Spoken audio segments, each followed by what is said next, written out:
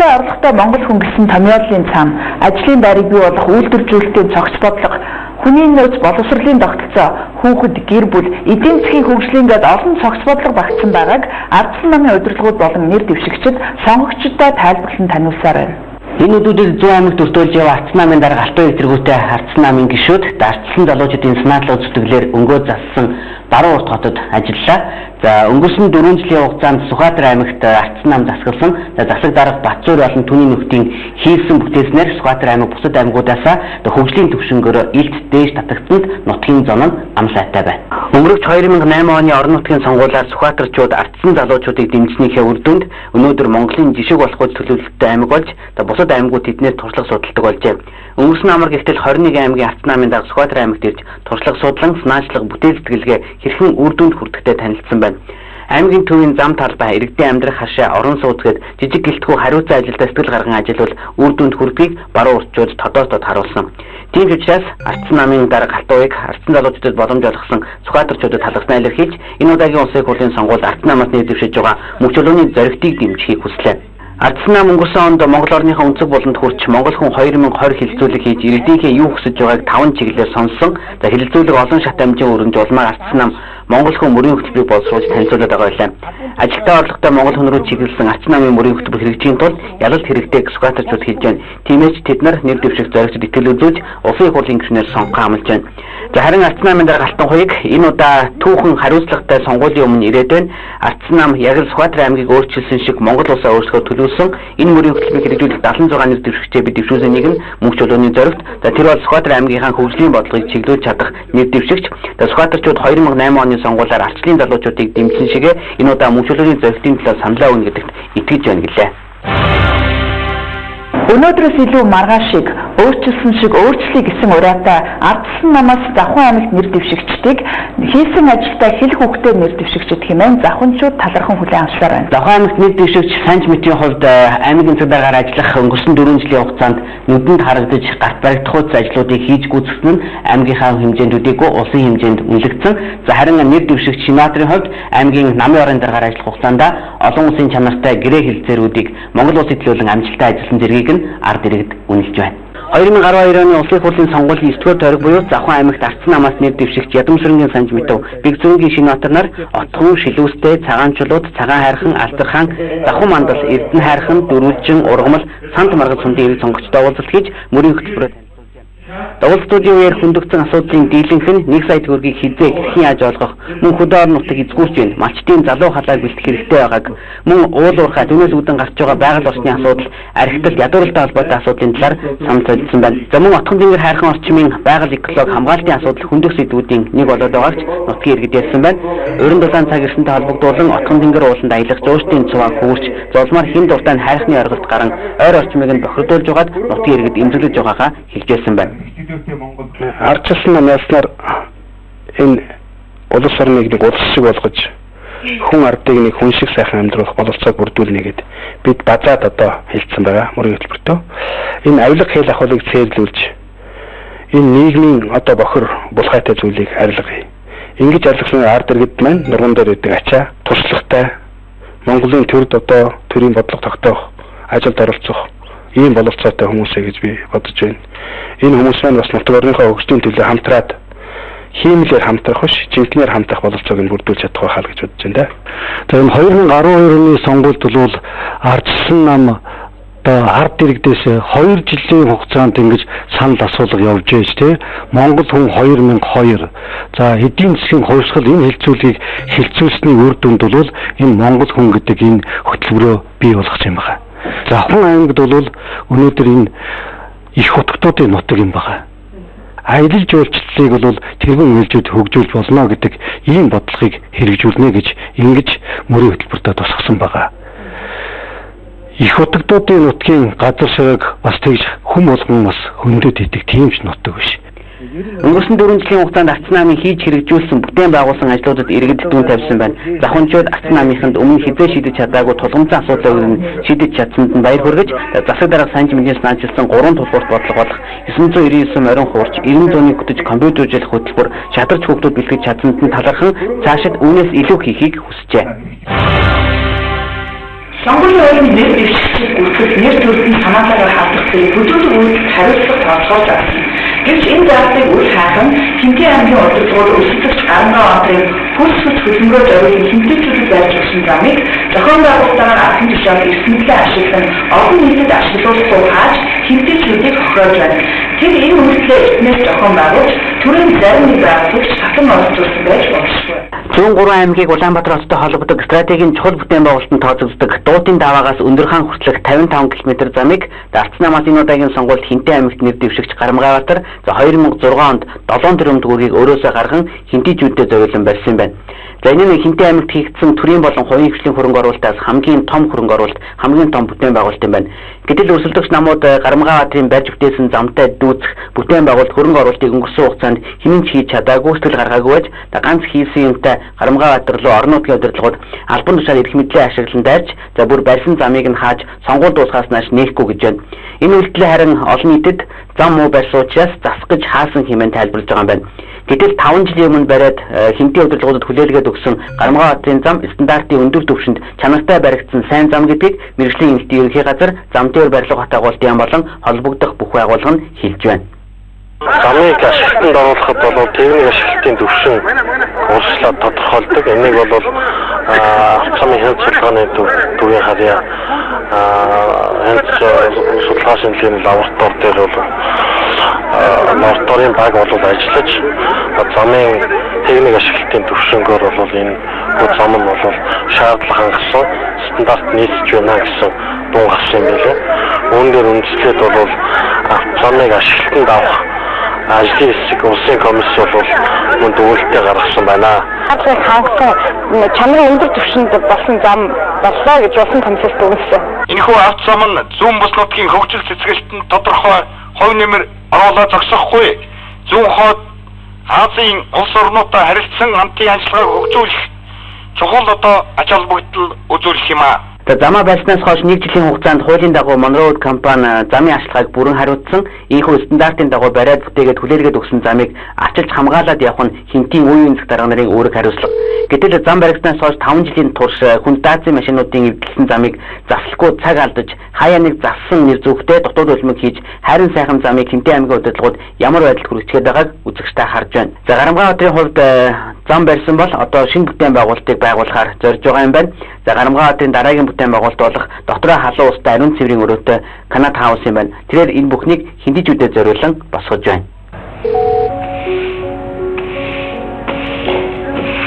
Өвгөө сайхан хоол хийгээд ирлээ халуун дээр нэгчих.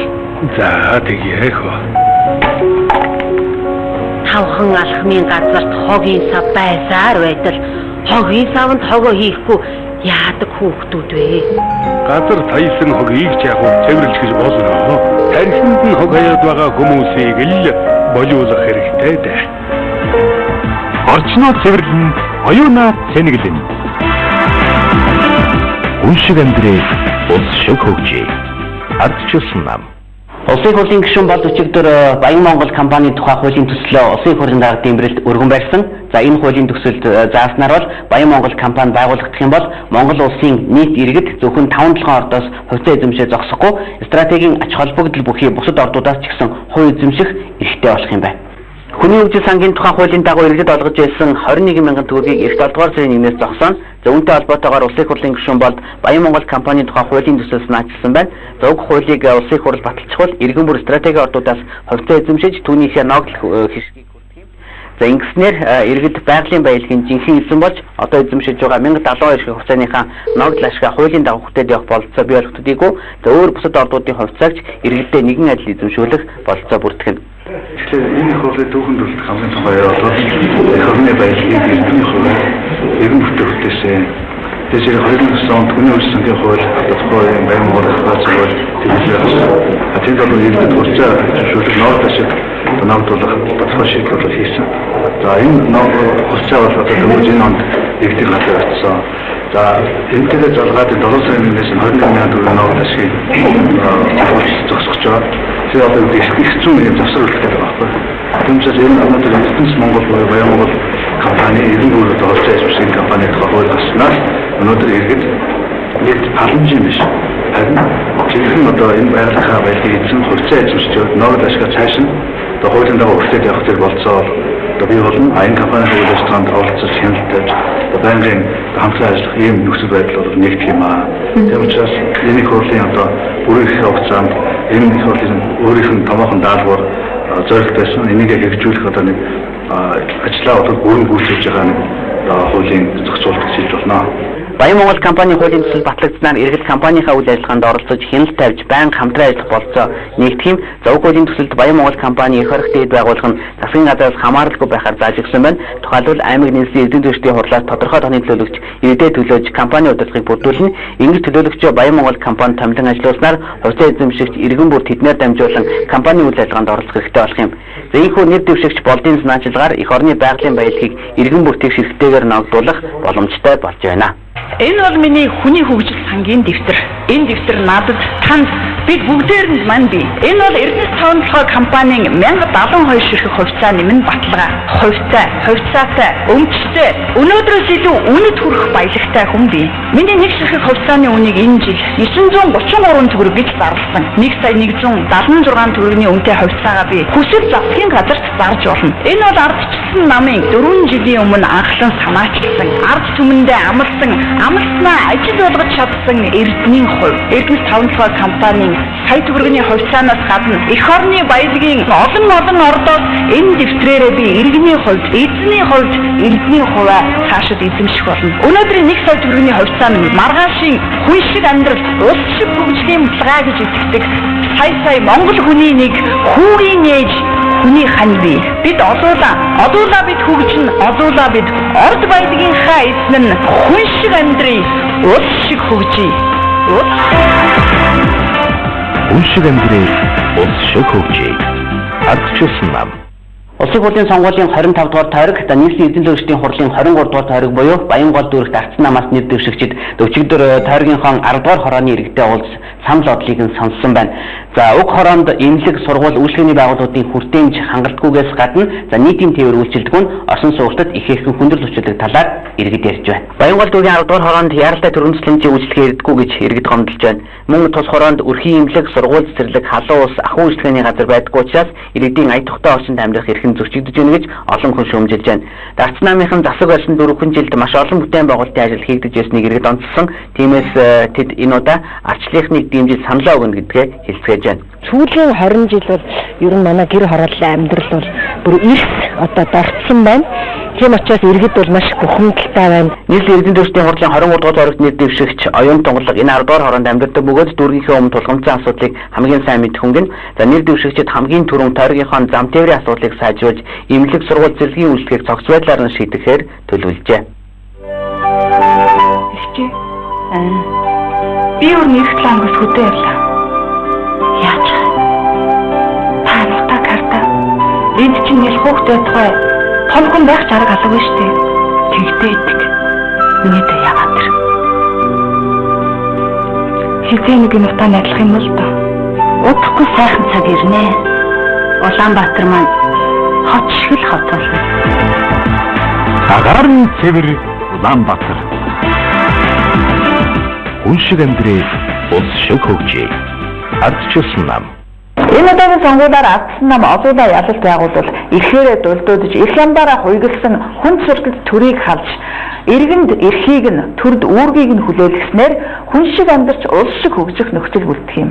Энэ удаагийн улсын хурлын сонгуульд ардсан нам туршлагатай төрийн түвшээд болох амар жаргал халуугаан төмөр нарыг Сүхбаатар дүүрэгт нэрийг нь дэвшүүлсэн. За элдв бохир зүйлбэр холбогдоогүй ясны төрийн түвшээдээ Сүхбаатарчууд дахин сонгоно. Бидний сонголтоос эх орны өмнө хөгжил дэвшил авирлаас ангид ирээдүйн шалтгаална гэж үзэж байна. Улсын хурлын сонгуульд Сүхбаатар дүүрэгт нэр дэвшиж байгаа улсын хурлын гишүүн амар жаргал халуугаан төмөр тус дүүргийн нийслэлийн эзэн төлөвчдийн хуралд нэр дэвшигчид өнгөрсөөлөд Сүхбаатар дүүргийн иргэд сонгогчдойгоо уулзжээ. Улс төвээр нэр дэвшигчид эх 4 жил болохгүй бүтэхгүй зүйлийг болгож өөрөг хариуцлагыг итгэл төгс хүлээнэ гэдгээ сонгогч олондоо хэлсэн байна. Уулзалтанд оролцсон улсын хурлын гишүүн Батүлийн хувьд тус дүүрэгт төрж өссөн төдийгүй одоо ч амьдарч байгаа догшны хүн гэж хэлж болно. Тэрээр нэр дэвш нөхдөйгөө хамтран хүн төвтэй мөрийн хөтөлбөрөөр танилцуулж ард иргэдийн дуу хоолой болж ихийг хийж бүтээхээ хэлж байна.